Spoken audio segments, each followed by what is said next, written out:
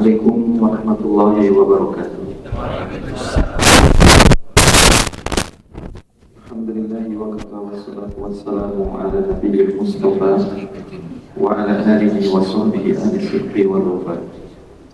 Asyhadu an la ilaha illallah wahdahu la syarika lah wa asyhadu anna Muhammadan abduhu wa rasuluh. Wa bishrah li sadri wa yassir li amri wa hlul 'uqdatam min lisani yafqahu qawli. Subhanaka la ilma lana illa ma 'allamtana innaka antal alimul hakim. Allahumma 'allimna ma yanfa'una wanfa'na bima 'allamtana wa zidna ilma. Barakallahu fikum jemaah sekalian yang dirahmati oleh Allah Ta'ala. Pagi kali ini insyaallah akan kita lanjutkan kajian Sirah Nabawiyah. Di pembahasan sebelumnya kita sampai pada pembahasan Allah Ta'ala mengistimewakan Rasulullah SAW dengan diperjalankan beliau di malam hari dari Masjidil Haram menuju Masjidil Aqsa atau yang dikenal dengan istilah Isra dan Mi'rajnya Rasulullah SAW. Dan ini adalah bagian daripada anugerah yang Allah berikan kepada Rasulullah SAW di tengah-tengah beliau mendapatkan tekanan yang berat di dalam dakwah beliau di Mekah dan sepulang beliau dari Badar Taif. Oleh karena itu pasca Rasulullah SAW di-Isra Mi'rajkan oleh Allah Ta'ala, maka beliau memiliki semangat yang luar biasa, patriotisme yang luar biasa di dalam menjalankan peran dakwah. Maka berikutnya Rasulullah SAW memanfaatkan betul momentum musim haji, momentum musim haji untuk berdakwah kepada kabilah-kabilah Arab di luar Mekah. Maka Rasulullah SAW mencegat beberapa kabilah dari posisi mereka masing-masing, yang nanti insya Allah di antara yang menjadi hasil yang besar dari dakwah Rasulullah SAW adalah kedatangan beberapa anak muda dari Yasrib yang Rasulullah menunggu mereka di Aqabah, menawarkan kepada mereka Islam, sampai kemudian dakwah Rasulullah SAW disambut hangat oleh mereka, dan kemudian mereka pulang akan menyampaikan di kaumnya sampai Yasrib nanti menjadi tanah yang subur dengan banyaknya orang yang masuk Islam. Jemaah sekalian yang dirahmati Allah Ta'ala, sebagaimana sebelumnya saya sampaikan, pasca Rasulullah SAW mendapatkan tekanan yang besar di Taif, tekanan yang besar setelah Rasulullah SAW ditinggal oleh kedua tokoh yang membantu dakwah beliau, yakni paman beliau Abu Thalib dengan istrinya Ibunda Khadijah radhiyallahu anha. Maka salah satu wahyu yang mengandung Rasulullah SAW yang turun adalah turunnya 6 surat yang diawali dengan nama Alif Lam Ra. Dan surat yang diawali dengan Alif Lam Ra ini ada 6 surat yang secara berurutan, yakni surat surat Hud, surat Yunus, surah Hud, surat Yusuf, kemudian surah Ar-Ra'd. Cuma Ar-Ra'd diawali dengan Alif Lam Mim Ra, ada tambahan mimnya. Kemudian surat Ibrahim, dan terakhir adalah surat Al-Hijr. Maka turun 6 surat ini yang menginspirasi betul Rasulullah SAW bahwa mimpi kemenangan itu akan menjadi kenyataan. Maka salah satu di antara isi surat yang turun kepada Rasulullah SAW, di antara yang surat Hud yang turun kepada Rasulullah SAW di momen itu adalah firman Allah Ta'ala di dalam ayat 112 kalau salah, di dalam surah Hud, yang ayat ini sampai membuat Rasulullah SAW keluar dari pelepisnya uban. Maka Rasulullah SAW ditanya oleh sahabatnya, wahai Rasulullah SAW, malana ra'ainaka tashib. Apa yang terjadi pada diri Anda, rambut Anda, yakni tepat di pelepisnya itu sudah mulai keluar uban. Maka Rasulullah SAW bersabda, sayyabatni wa akhawatuha. Aku dibuat beruban karena salah satu ayat di dalam surah Hud dan beberapa ayat yang lainnya. Yakni ayat di dalam surah Hud ayat 112. Fastaqim kama umirta wa man taba ma'aka wa la tadghaw. Innallaha basirun bima ta'malun. Istiqomahlah kamu ya Muhammad sebagaimana yang diperintahkan oleh Allah kepadamu bersama orang-orang yang taubat bersama. Wala tadghaw, dan jangan melampaui batas, sesungguhnya Allah Ta'ala Maha melihat terhadap semua yang kalian kerjakan. Maka Rasulullah SAW dengan turunnya surat ini ada perintah, ada kabar yang notabene surat yang diawali dengan alif lam ra tadi isinya rata-rata adalah cerita yang menjadi panduan bagi Rasulullah SAW di dalam dakwahnya di fase Mekah itu. Maka Rasulullah SAW bersemangat untuk melakukan dakwahnya. Maka salah satu yang dilakukan oleh Rasulullah SAW adalah tadi yang sudah saya singgung. Rasulullah SAW menawarkan Islam ini kepada orang-orang di luar Mekah, ya, orang-orang di luar Mekah. Maka di momentum musim haji Rasulullah SAW mencegat beberapa kabilah yang datang, sebagaimana diriwayatkan Rasulullah SAW berdakwah ke beberapa kabilah seperti Bani Amir, Bani Ghassan, Bani Bizarah, Bani Murrah, Bani Hanifah, Bani Sulaim, Bani Abbas, Bani Nasr, Sa'labah bin Ukad, Hindan, Kalb, Banu Haris bin Kalb, Banu Udrah, Qais bin Qutaib, Abu Yasar, Anas bin Abi Rafi. Ya, ini beberapa kabilah dan pemimpinnya yang dicegat oleh Rasulullah SAW di titik-titik mereka datang di bukan di dekat pusat mereka melakukan ibadah haji di Mekah, tapi sebelum mereka sampai di Mekah, maka Rasulullah SAW mencegat mereka untuk menawarkan Islam. Sebagian mereka ada yang menerimanya, meski sebagian ada pula yang kemudian menolaknya.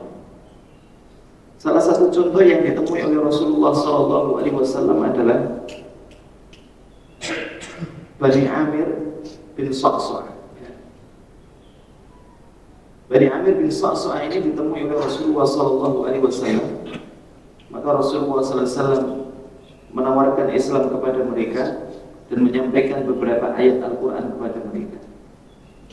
Maka salah seorang pemuda yang sekaligus tokoh mereka bernama Bayhar bin Firas mengatakan kepada Rasulullah SAW,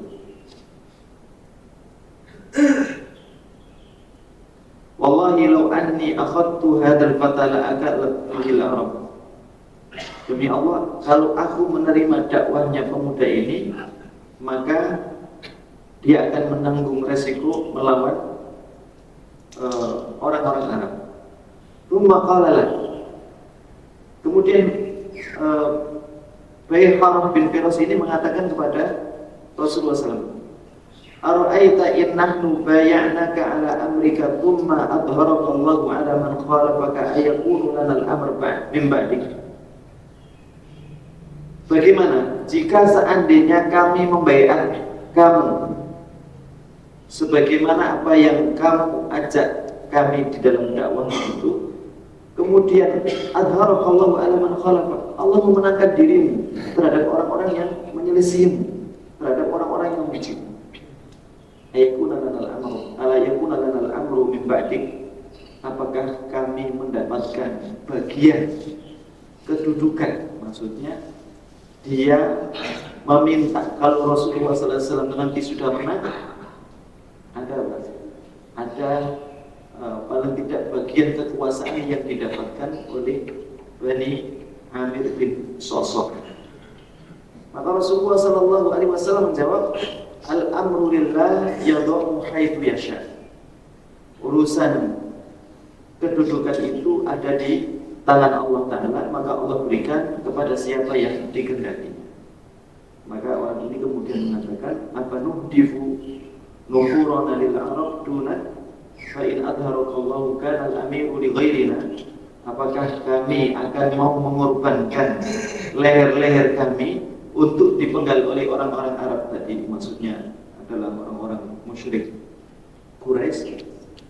Kalau kamu sudah dimenangkan oleh Allah Ta'ala, sementara kedudukan itu tidak diberikan kepada kami. Maka kemudian kata Bayharaf bin Firas tadi, la hajata lana bi amrika fa'abahu alaihi. La hajata lana bi amrika. Kalau begitu kami tidak butuh terhadap ajakan terhadap Islam yang kamu bawa, meskipun dia meyakini bahwa ajakan Rasulullah SAW ini adalah sebuah kebenaran yang akan mudah menarik banyak orang ikut di dalamnya. Maka karena tadi ya, masalah tadi dia berpikir tentang kedudukan apa yang akan dia dapatkan kalau dia masuk Islam bersama kaumnya, kemudian membela Rasulullah SAW sampai titik darah penghabisan, maka kira-kira kedudukan apa yang mereka dapatkan? Maka Rasulullah SAW menjawabnya bahwa kedudukan itu ada di tangan Allah, kekuasaan itu ada di tangan Allah, Allah berikan kepada siapa yang Allah kehendaki. Akhirnya kemudian dia tidak mau masuk Islam, dan beberapa orang yang dibawa kepimpinan Bayharaf bin Firas dari Bani Amir bin Sa'sa'ah. Tapi nanti ketika dia pulang, padahal salah satu tugas Bayharaf bin Firas selain dia menjalankan ibadah haji, saat itu dia ditugaskan oleh beberapa tokoh senior dari Bani Amir bin Sa'sa'ah untuk mencari berita tentang kerasulan dan dakwah akan agama baru yang ada di Mekah. Maka nanti ketika dia pulang, dia bercerita tentang ajakan Rasulullah SAW, bercerita tentang ayat yang dia bawa. Maka kemudian ada salah satu tokoh tua senior yang kemudian mengingatkan Bayharaf bin Firas bahwa kamu telah meninggalkan keuntungan yang akan kita dapatkan yang sangat besar yang ditawarkan oleh pemuda itu. Maka kemudian meskipun dia menolak dakwahnya Rasulullah SAW bersama orang-orang yang bersamanya, maka nanti akan ada utusan datang kepada Rasulullah SAW dari Bani Amir bin Sa'sa'ah yang kemudian masuk Islam. Meskipun kesannya tadi ya, salah satu pemimpin mereka Bani Amir bin Sa'sa'ah menolak dakwah Rasulullah SAW, tapi justru nanti ketika dia menceritakan di kaumnya, beberapa tokoh yang paham ini adalah pemuda yang dijanjikan, yakni Rasulullah SAW, maka kemudian sebagian dari orang Bani Sa'sa'ah datang kepada Rasulullah SAW untuk menyatakan keislaman. Ada seorang lagi, dan ini unik, ada seorang namanya Dimat Al-Asdi, salah satu tokoh yang dikenal jadi pemimpin kaumnya dari Bani Syaiban, dan dia ini adalah dukun. Dia dikenal dengan mantranya untuk menyembuhkan orang-orang gila. Maka ketika dia mendengar isu bahwa ada seorang yang mengaku nabi, tapi orang-orang Quraisy menarasikan Rasulullah SAW bahwa Muhammad ini adalah orang gila, maka Dimat Al-Asdi tertarik untuk mendatangi pemuda ini yang mana. Saya ini dengan mantra saya biasa menyembuhkan apa? Orang gila. Jadi saya sembuhkan dia. Maka dia cari ketemu dengan Rasulullah SAW. Maka kata Dimat Al-Asdi, fa inni sami'tu ma qad sami'tu anka. Fa innahum qalu anna bika saf'an. Aku mendengar apa yang kemudian menjadi isu tentangmu. Mereka mengatakan bahwa kamu punya kegilaan, dan tanganku, mantraku ini biasa aku gunakan untuk apa? Untuk mengobati orang yang gila. Biarkan aku obati kamu. Maka kemudian Rasulullah SAW meresponnya dengan mengatakan, ketika Rasul mengatakan sebagaimana dalam muqaddimah orang ketika khutbah, beliau menjawab, innal hamdalillah nahmaduhu wa nasta'inuhu wa nastaghfiruh wa natubu ilaihi wa na'udzu billahi min syururi anfusina wa min sayyiati a'malina. Ketika baru sampai di sini, maka kemudian Dimat Al-Azdi mengatakan, baru muqaddimah. Jadi dengan muqaddimah tersebut, Dimat Al-Azdi mengatakan, aku tidak melihat pada ucapan yang kamu ucapkan itu menandakan bahwa kamu adalah seorang yang gila. Aku tidak pernah mendengar ucapan yang indah, berbobot, seperti apa yang keluar dari lisan. Maka kemudian dia penasaran, sampai kemudian dia bertanya, apa yang kamu bawa? Sampai Rasulullah SAW membacakan kepada Dimat Al-Azdi beberapa surat. Maka Dimat Al-Azdi masuk Islam dan meninggalkan perdukunan. Ya, sampai kemudian dia nanti membawa orang dari Bani Syaiban untuk menghadap kepada Rasulullah SAW, masuk Islam di hadapan Rasulullah SAW. Jemaah sekalian yang dirahmati oleh Allah Ta'ala, yang paling pokok adalah pertemuan Rasulullah SAW dengan anak-anak muda yang datang dari Yasrib. Ya, anak-anak muda yang datang dari Yasrib, yang anak-anak muda ini menjadi cikal bakal hijrahnya Rasulullah SAW ke Yasrib yang nanti akan menjadi nama Madinah. Ada anak muda dari Bani Khazraj, dari kaum Khazraj, yang mereka melakukan ibadah haji. Di sisi lain ada misi selain mereka melakukan ibadah haji, yakni misi untuk mencari dukungan, mencari klan dari kabilah-kabilah besar yang ada di Mekah. Kenapa? Karena sebelum itu di Yasrib ada sebuah perang besar yang dikenal dengan Perang Bu'as. Perang Bu'as ini adalah perang antara dua suku besar, suku Aus dan suku Khazraj.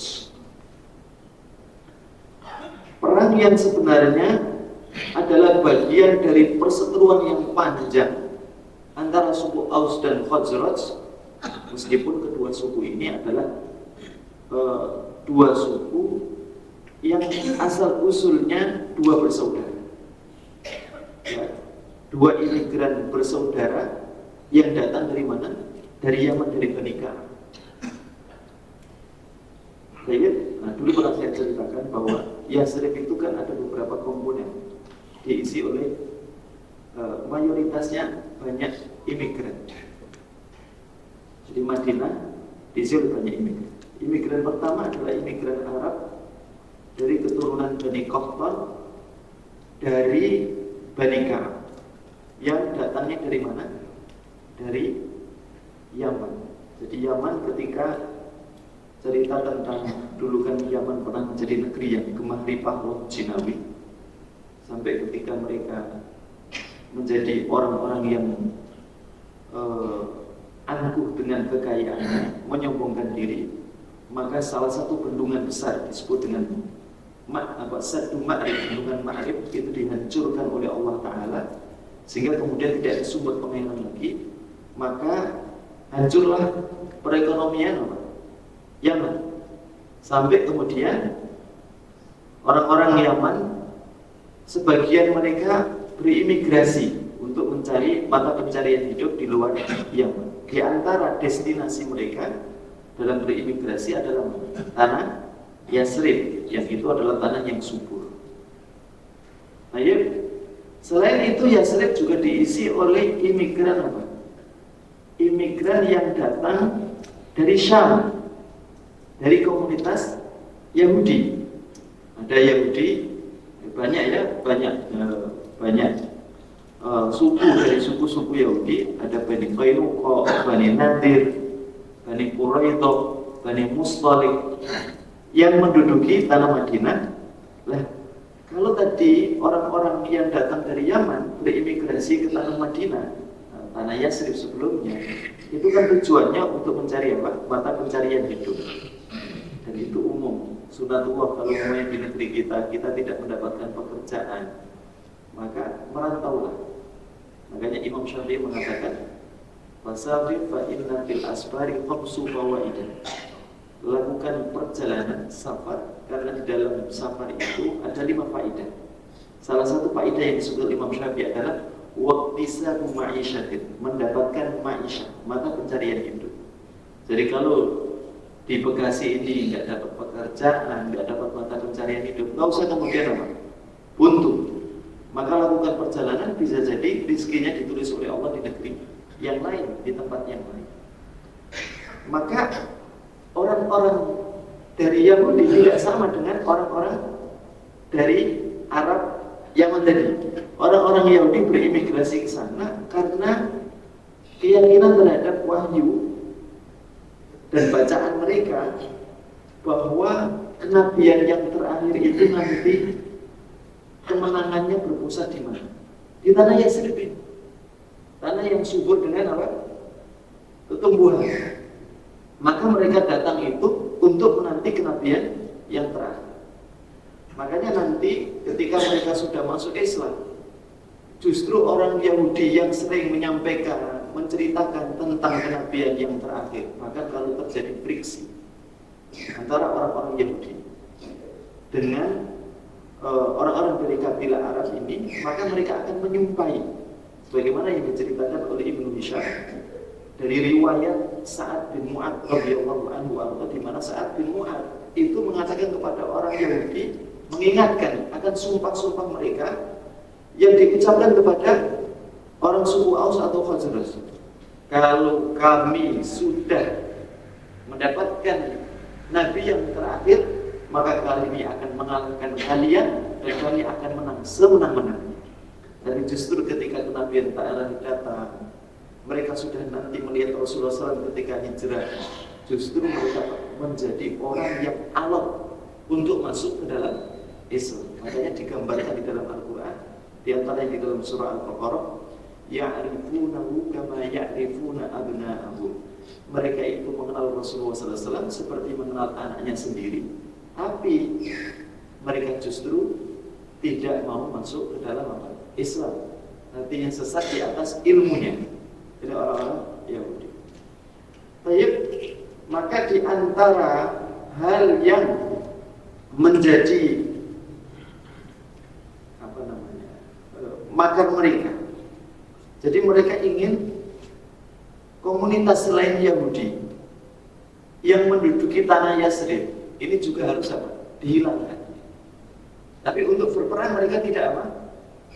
Mereka tidak berani. Mereka merasa apa? Secara kekuatan kalah. Maka apa yang mereka lakukan? Melakukan apa? Adu domba antara suku Aus dan Khazraj.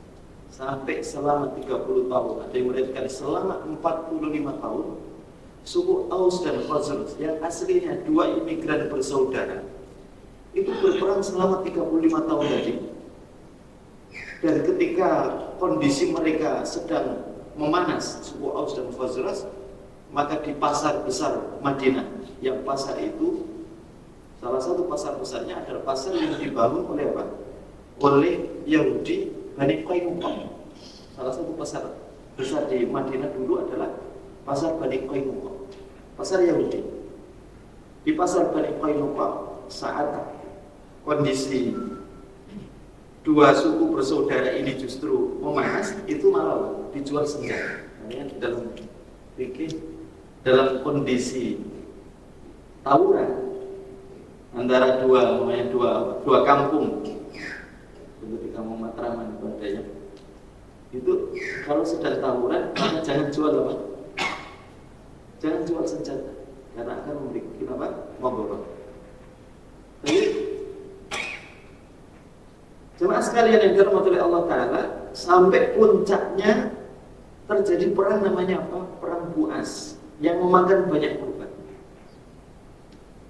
Maka antara dua suku ini, suku Aus dan Khazraj, yang kemudian bentrok pada perang Bu'as tadi, maka suku Khazraj takut eksistensi mereka di Madinah itu terancam, maka mereka mencoba mencari dukungan dari luar negeri, dukungan dari luar Yasrib. Maka mereka memanfaatkan momentum musim haji untuk mendapatkan dukungan dari kabilah-kabilah besar yang ada di mana? Di Mekah. Ya. Sehingga kemudian jika nanti keamanan mereka terancam, maka mereka akan mendapatkan dukungan dari klan mereka yang ada di Mekah. Maka sebelum mereka ketemu dengan kabilah-kabilah besar yang ada di Mekah, Rasulullah SAW sudah mencegat mereka di Akhub.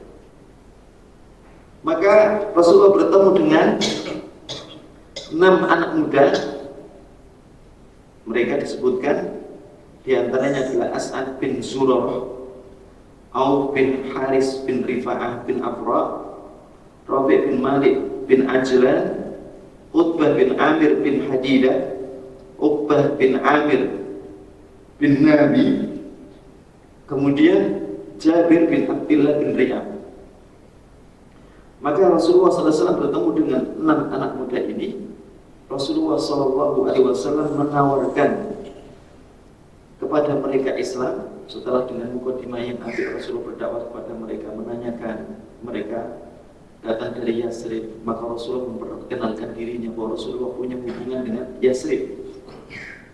Kenapa Rasulullah punya hubungan dengan orang Yasrib? Rasulullah SAW punya keluarga dari Bani Haris dan Bani Sa'ad yang ada di Mekah. Karena Rasulullah SAW ini dulu pernah saya ceritakan, kakeknya Abdul Muthalib itu aslinya orang mana? Orang Yasrib, ya kan? Kakeknya, harus ingat, makanya pelajaran sirah itu mengkaitkan antara sesudah dan sebelum. Ya. Maka Rasulullah punya hubungan antara diri beliau dengan orang-orang Yasrib, di mana orang-orang Arab yang ada di Yasrib itu adalah kakek-kakek Rasulullah SAW. Abdul Muthalib ibunya aslinya adalah orang mana? Orang Yasrib. Masih ingat? Jadi Rasulullah SAW kakeknya Abdul Muthalib itu baru ditemukan ketika usia sekitar 15 atau 16 tahun oleh pamannya namanya Muthalib. Muthalib ini adalah saudaranya Hashim.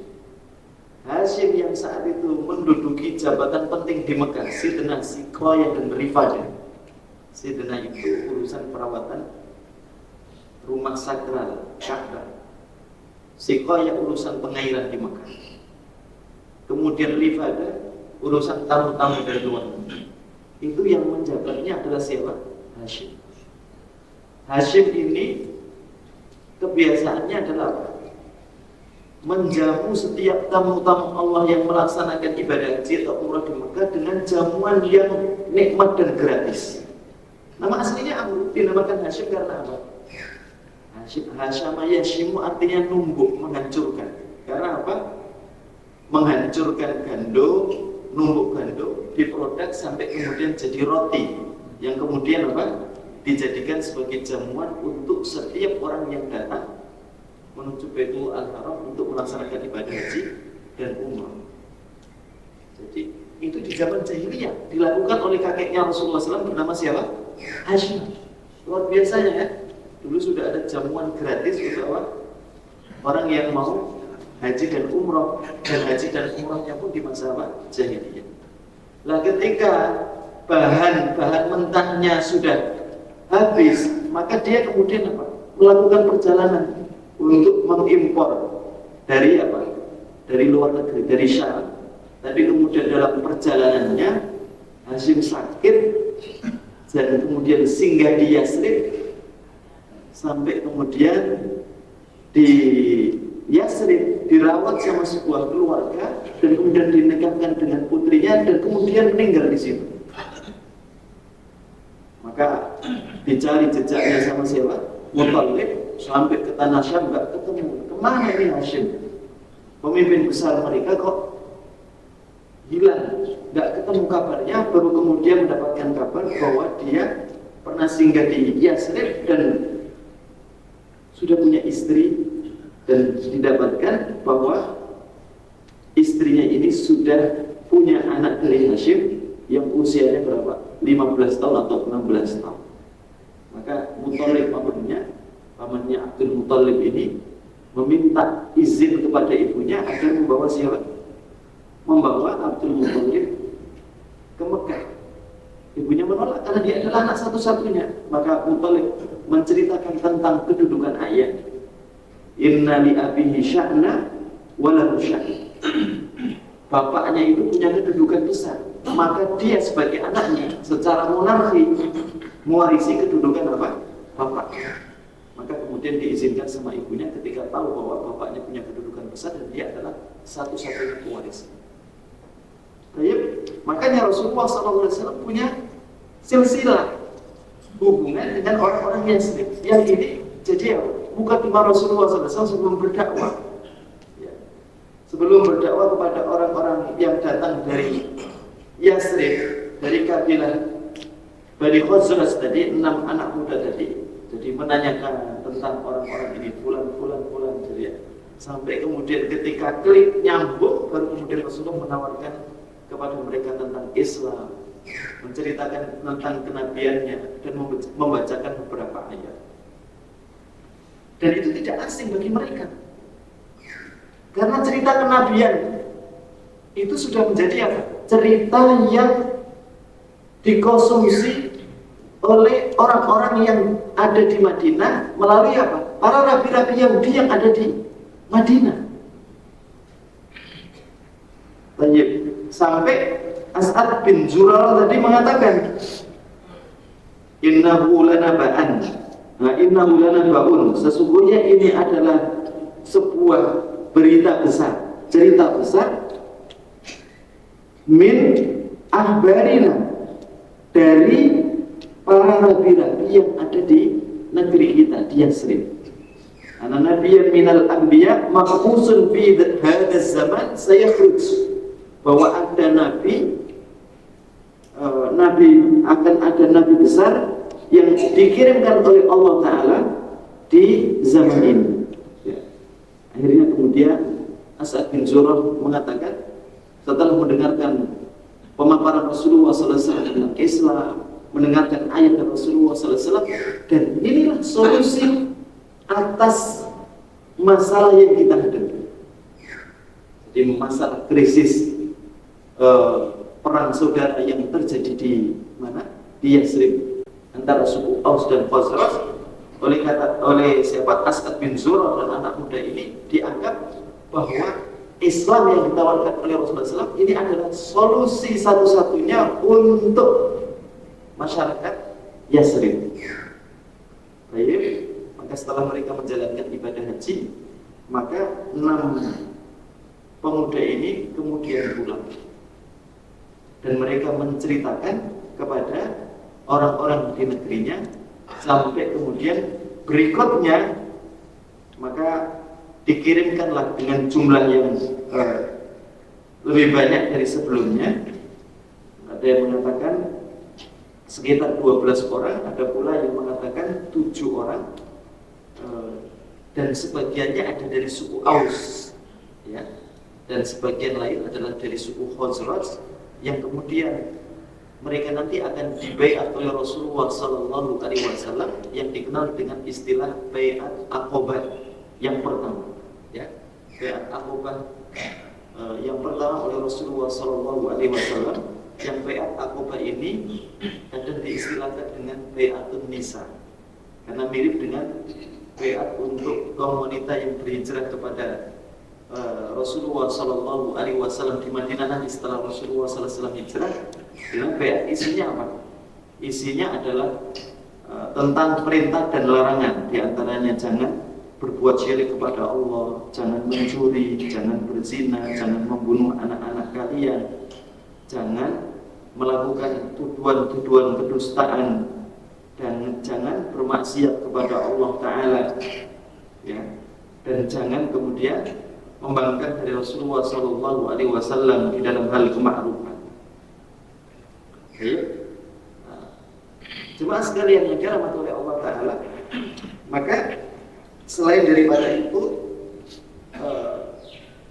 di baiat Aqabah yang pertama ini mereka juga minta supaya keislaman mereka itu disirami dengan apa? Ilmu. Maka Rasulullah SAW diminta untuk mengirimkan orang yang paham dengan Al-Quran. Maka Rasulullah SAW nanti mengutus salah satu sahabat besarnya Rasulullah SAW, anak muda yang brilian, dan salah satu duta awal Rasulullah SAW bernama Mus'ab bin Umair, dikirimkan oleh Rasulullah SAW untuk mengajarkan Al-Quran di tanah Yasrib yang nanti akan bertempat di satu perkampungan namanya perkampungan Bani Abdil Ashhal. Maka ketika nanti Mus'ab bin Umair, jadi sebelum Rasulullah SAW hijrah, maka orang yang hijrah pertama kali adalah siapa? Mus'ab bin Umair, yang menjadi dutanya Rasulullah SAW untuk berdakwah. Dan betul, dia anak muda yang cerdas, paham tentang Al-Quran, diplomasinya juga bagus. Bahkan melalui tangannya Mus'ab bin Umair nanti, pemimpin suku besar ini itu akan masuk Islam. Pemimpin suku Aus dan suku Khazraj.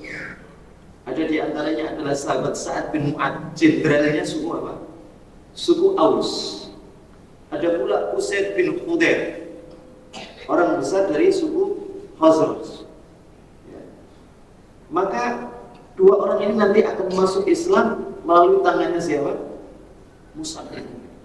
Maka ketika Mus'ab bin Umair berdakwah di perkampungan Bani Abdil Ashhal, sampai diceritakan tidak ada rumah di perkampungan Bani Abdil Ashhal kecuali rumah itu subur, menyala dengan apa? Cahaya Islam.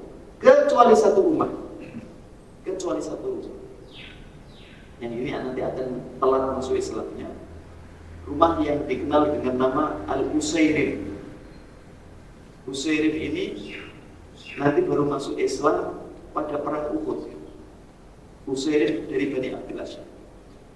Dan kisahnya unik. Usairim nanti kenapa dia susah untuk masuk Islam? Jadi dalam kebiasaan jahiliyah, orang kalau terlambat untuk bayar utang, maka dia antara apa? Dua penawaran. Antara dia harus bayar lunas hari ini, atau dia bayar nanti dengan dia harus membayar lebih, ya, ada ribanya, ya. Dia membayar lebih. Utang 1 juta dengan akad nanti akan dibayarkan, ini bulan November, dibayarkan di bulan apa? Januari, tanggal 1 Januari belum bisa bayar, maka berarti dia harus pokoknya harus lunas. Kalau nggak lunas, maka dia dikasih tempo, tapi dia harus membayar apa? 1.100.000. Tambah bulan lagi, berarti harus nambah lagi. Lah, Usairim ini takut kalau masuk Islam, maka apa? Kebiasaan makan riba tadi, jadi apa namanya, rentenir tadi, itu akan apa?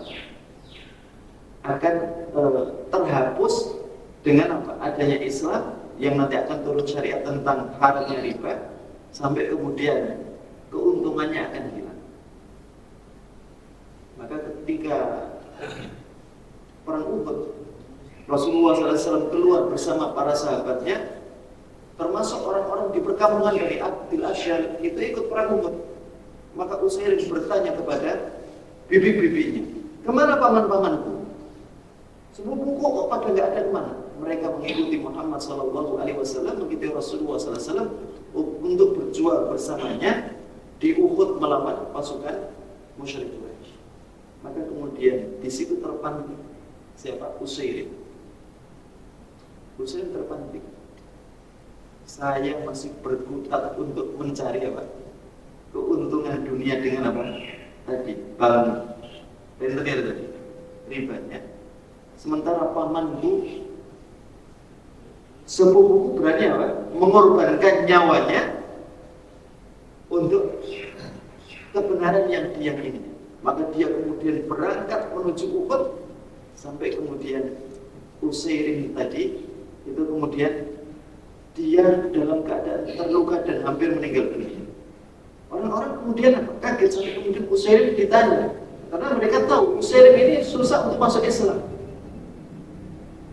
Disebabkan karena ribanya, kebiasaan ribanya tadi. Maka kemudian Usairim ditanya, wahai Usairim, kamu sampai seperti ini, itu apakah karena pembelaanmu terhadap sukumu Bani Abdul Ashhal, atau karena Allah dan Rasulnya? Maka kemudian jawab Usairim, balillahi walil Rasul. Aku lakukan ini semuanya karena Allah dan Rasul. Maka kemudian Usairim meninggal dunia. Belum sholat, belum puasa, meninggal dunia karena tadi ya, dia masuk Islamnya karena apa? Tadi terpantik oleh tadi pamannya kok bisa sampai mengorbankan nyawanya untuk Rasulullah SAW, sampai kemudian dia kemudian masuk Islam, tapi masuk Islamnya pas di kancah peperangan. Maka kemudian Rasul menyebutkan Usairim ini ada di surga, ya.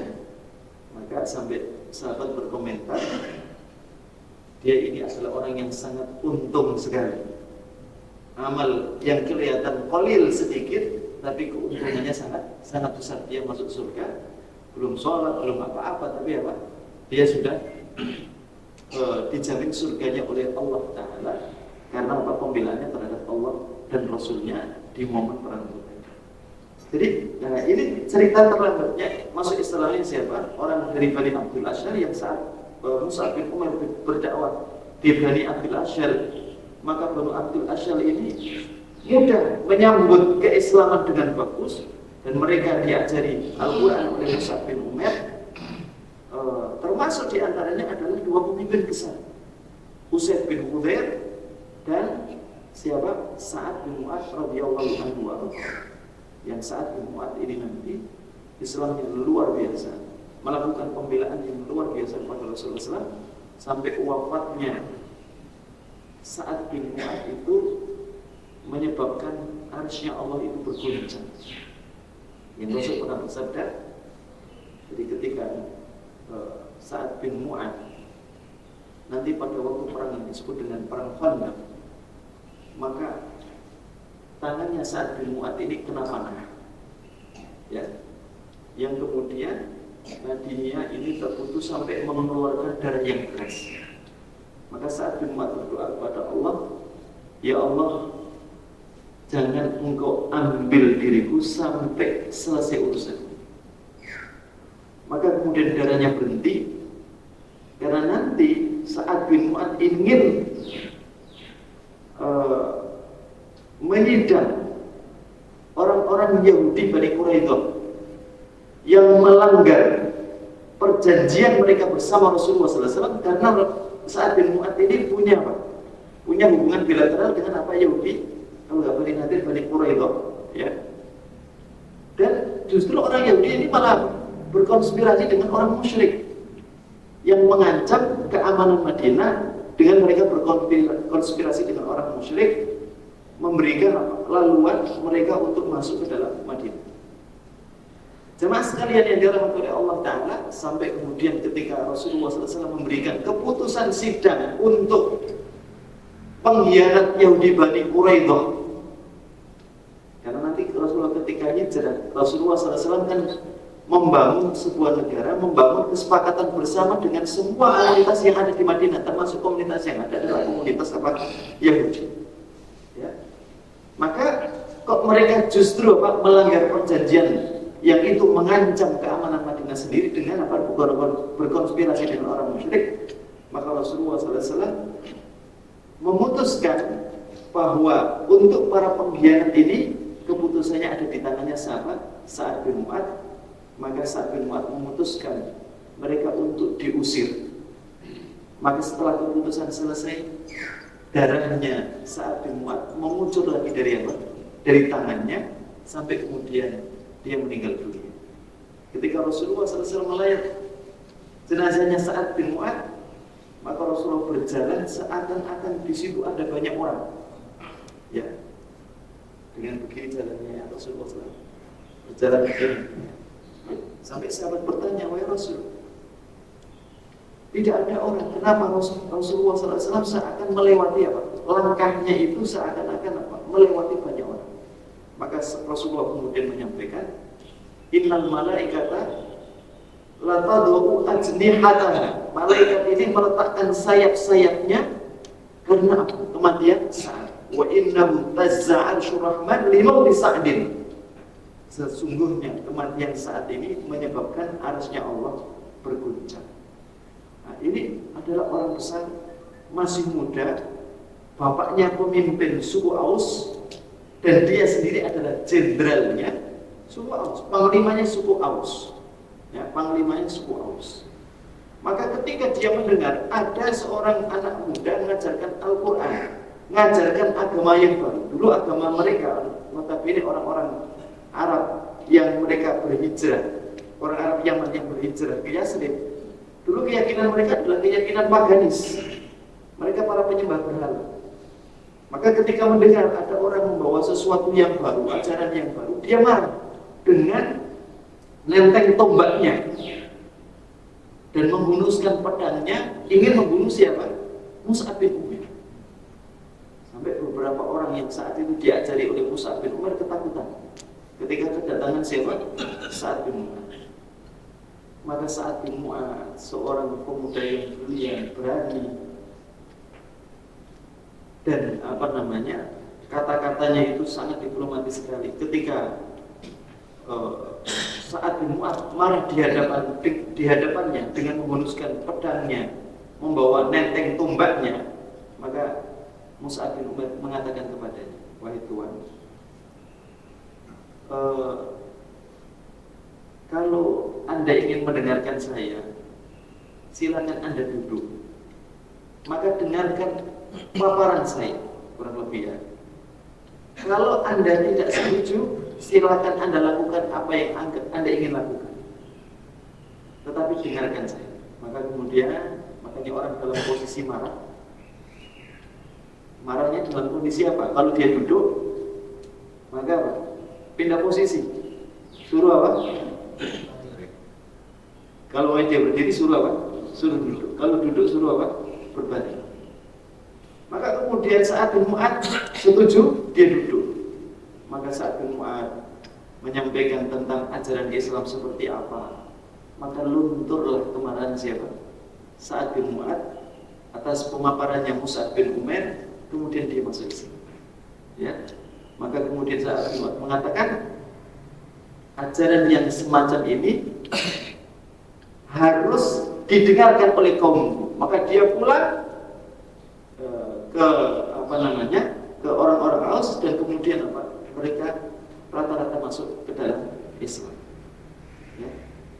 Ini saat ini. Begitu pula Usaid bin Khudair datang dengan nenteng senjata, ingin membunuh Mus'ab bin Umair.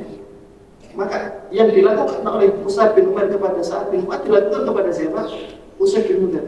Diminta duduk, mendengarkan dulu, baru kemudian setelah mendengarkan, silakan dia melakukan apa yang dia inginkan.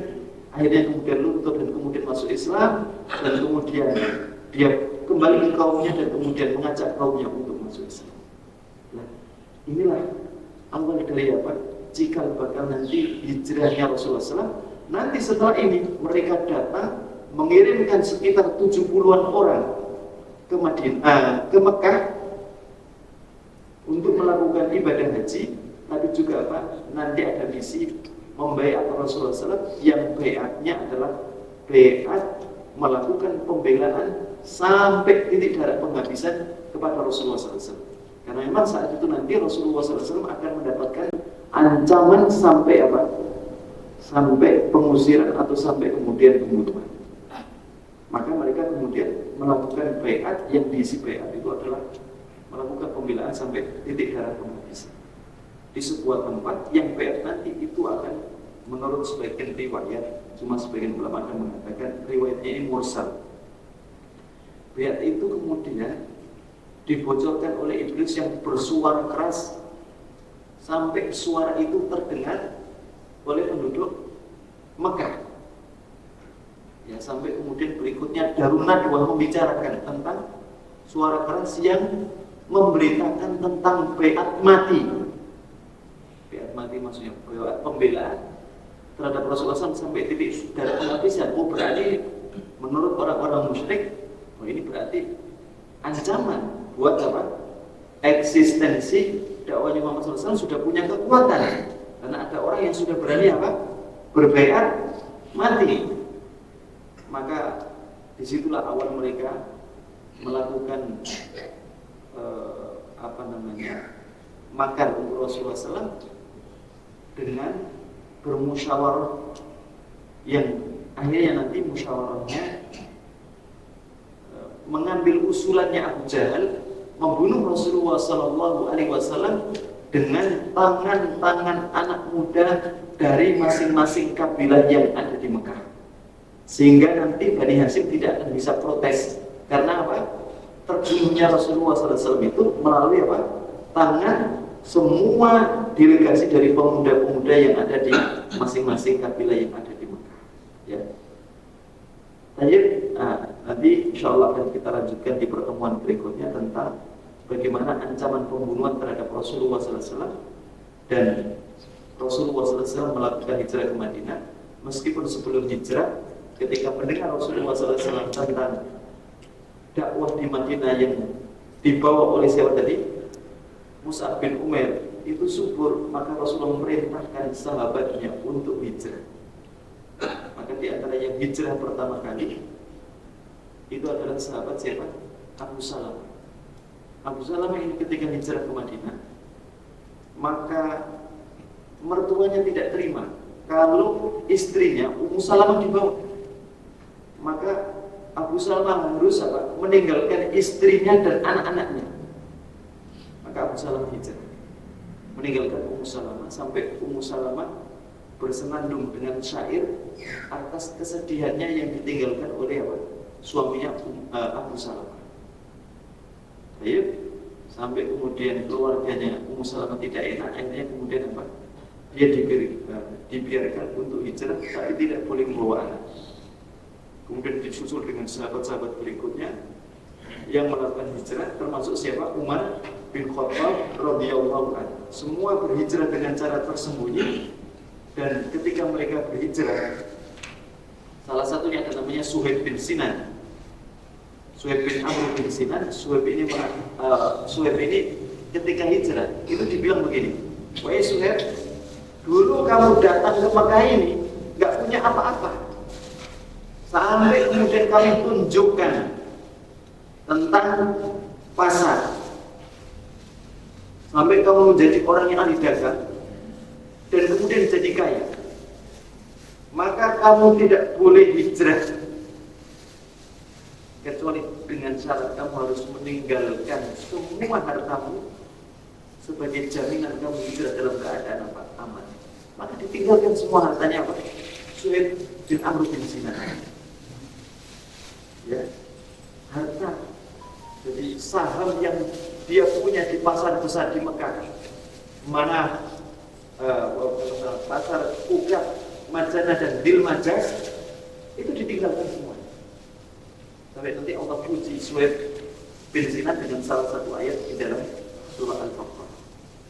Baru nanti Rasulullah hijrah agak akhir, karena Rasulullah tidak berhijrah kecuali sudah dapat mandat, dapat perintah dari Allah Azza. Nanti akan kita bahas pada pertemuan berikutnya. Sallallahu alaihi wasallam ala nabiyina Muhammadin wa ala alihi wasallam. Assalamualaikum warahmatullahi wabarakatuh. Waalaikumsalam.